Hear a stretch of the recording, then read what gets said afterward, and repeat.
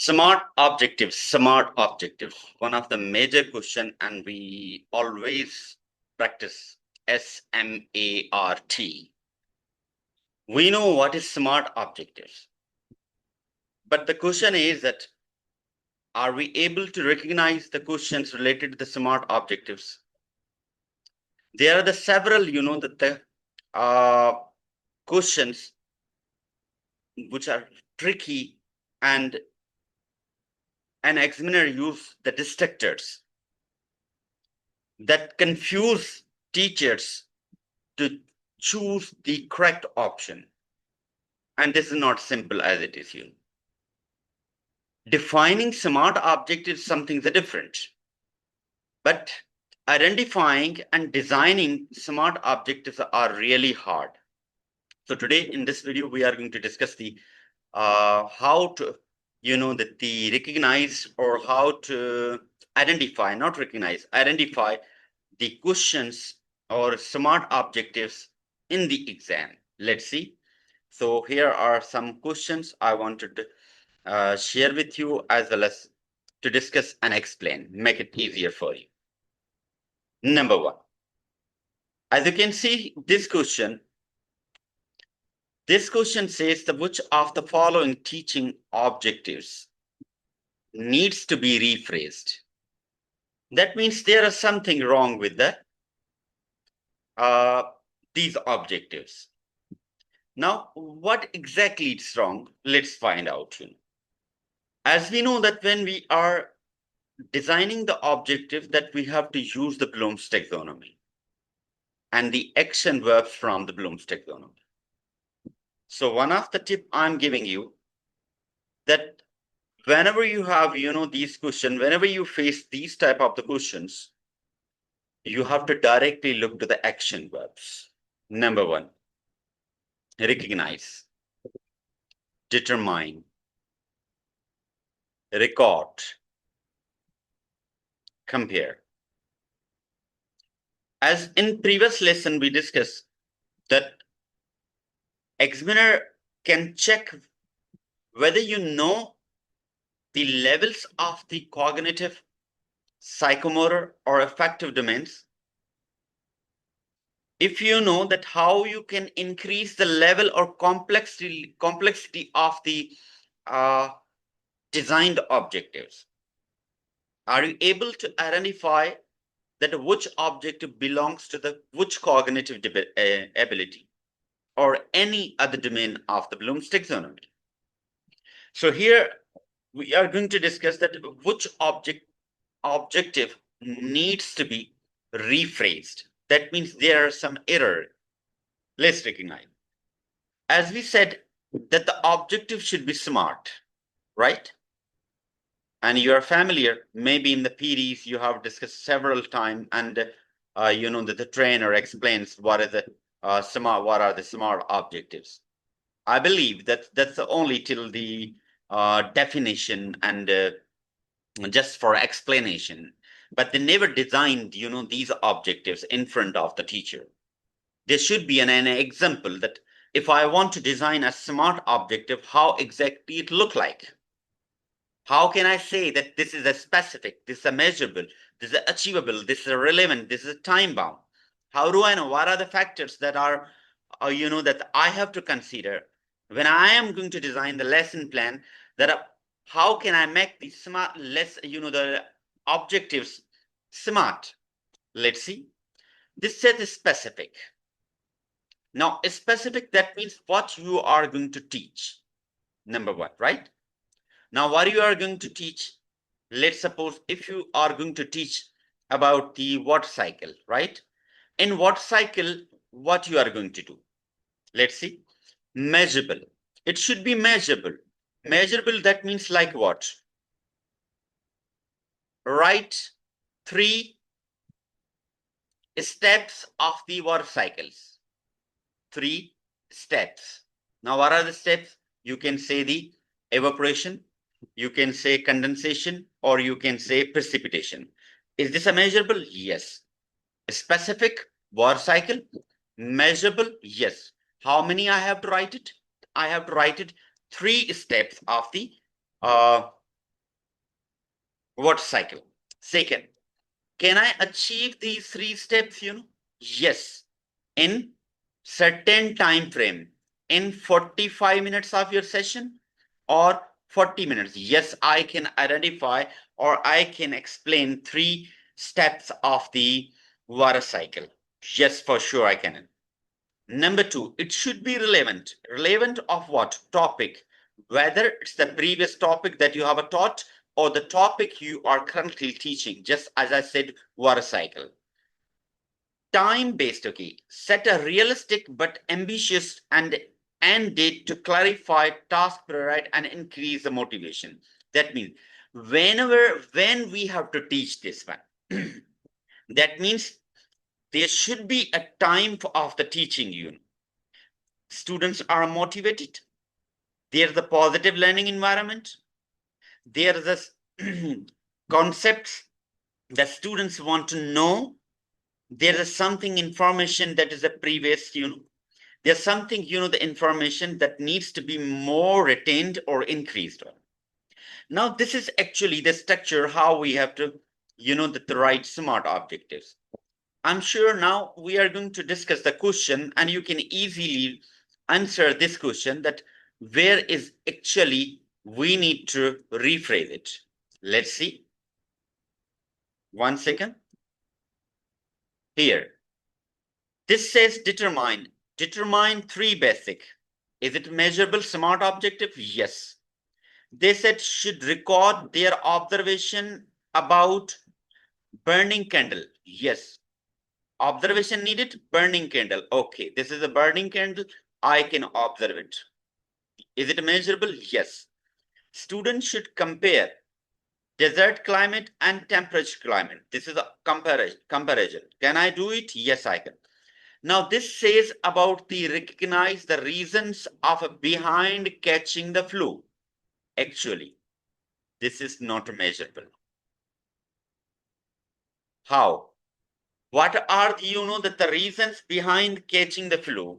I don't know. How do I have to recognize it? If somebody has a flu, okay, how can I recognize it? I cannot recognize it. We can identify or we can, the diagnose it. But recognizing is a very broader. It's a not measurable. So this objective needs to be rephrased. Let's see furthermore. I hope this question is very clear to you now.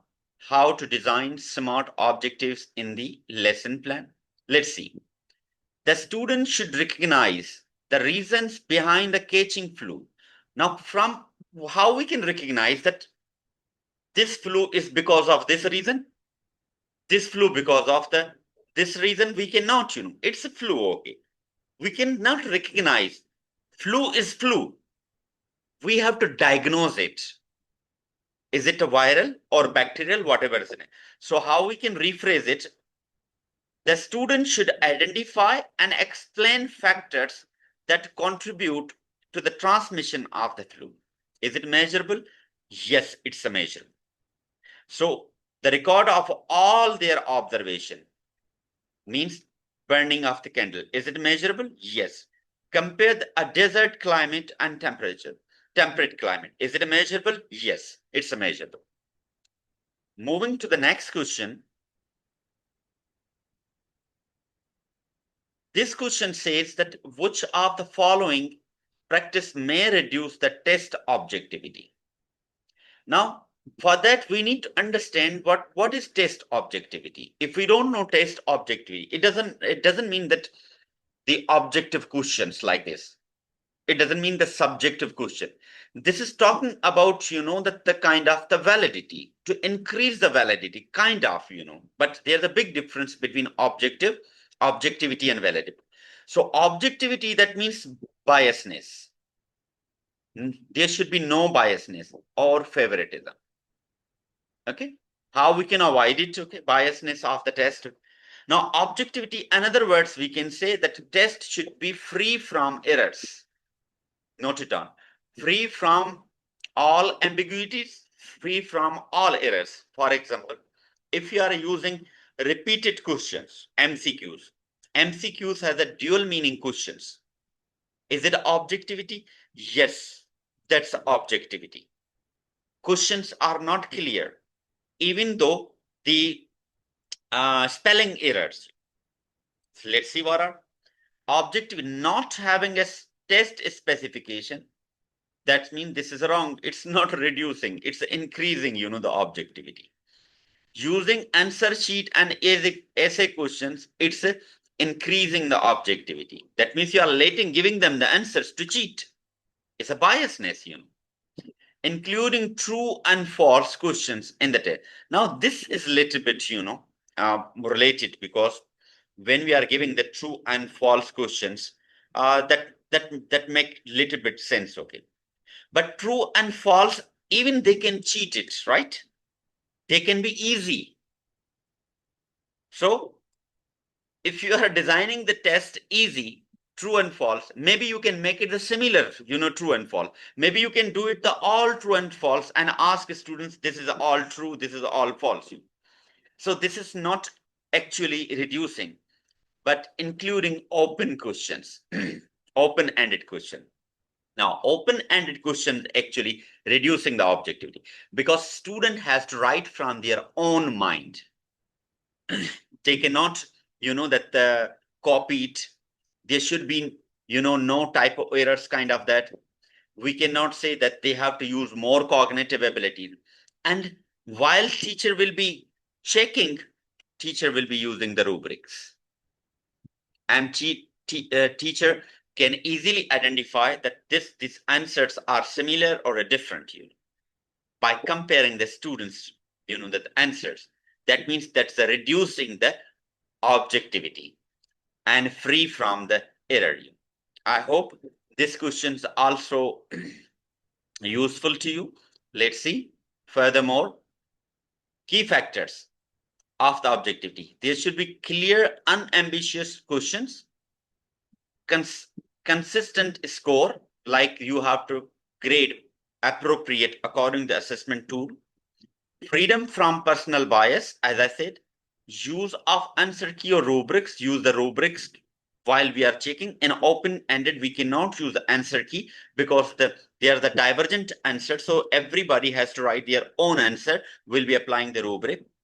For objectivity, multiple choice, true and false matching questions with clearly correct answer. So this means this will increase the objectivity. Less objectivity, essay or short answer questions, which depends on the judgment, and the student teacher will be using the rubric.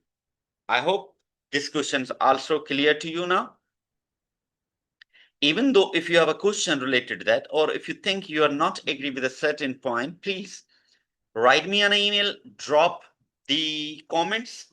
And if you think you are satisfied, you agree with me, do share with your friends and a group, that all the teacher can get benefited.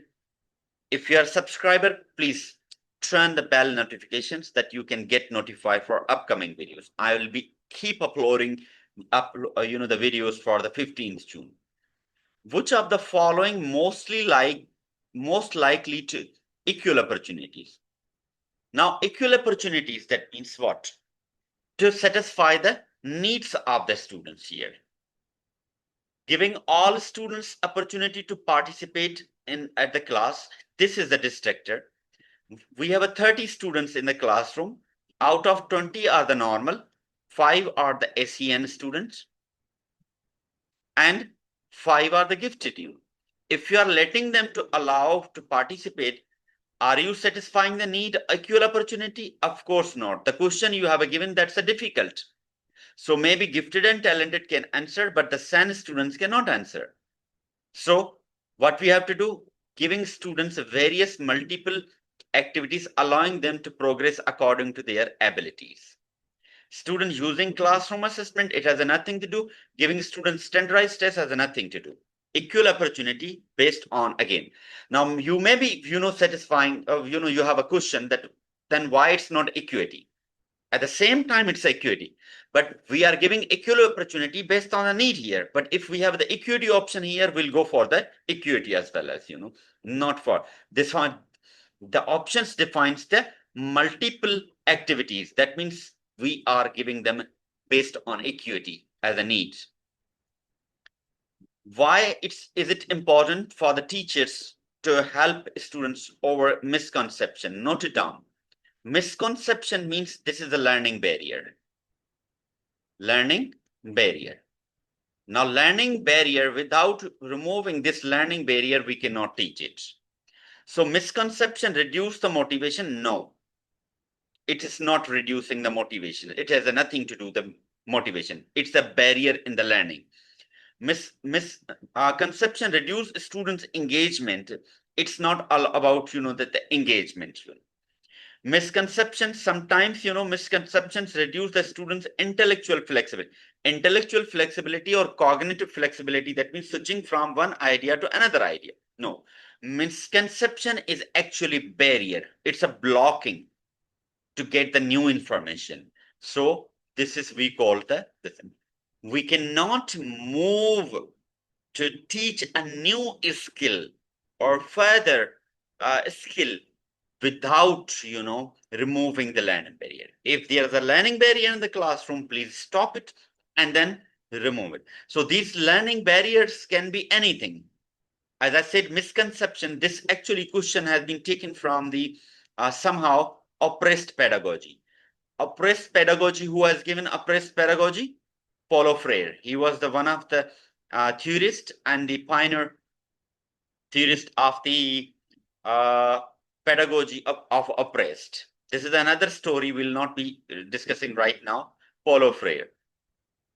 He has given that if we're going to remove the learning barrier, just like including the poverty and hunger or other, that the mental barriers, we can remove, this misconception. So by this way, it is, actually linking.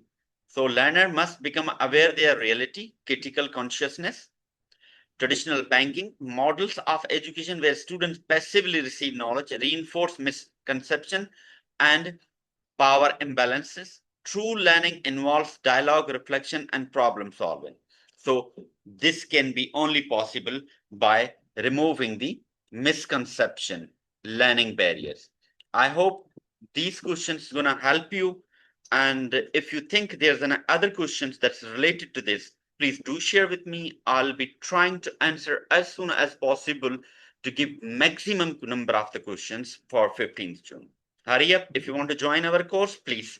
All the detail has been given to the description. We'll be meeting in the next lesson. Till that, stay blessed and take care.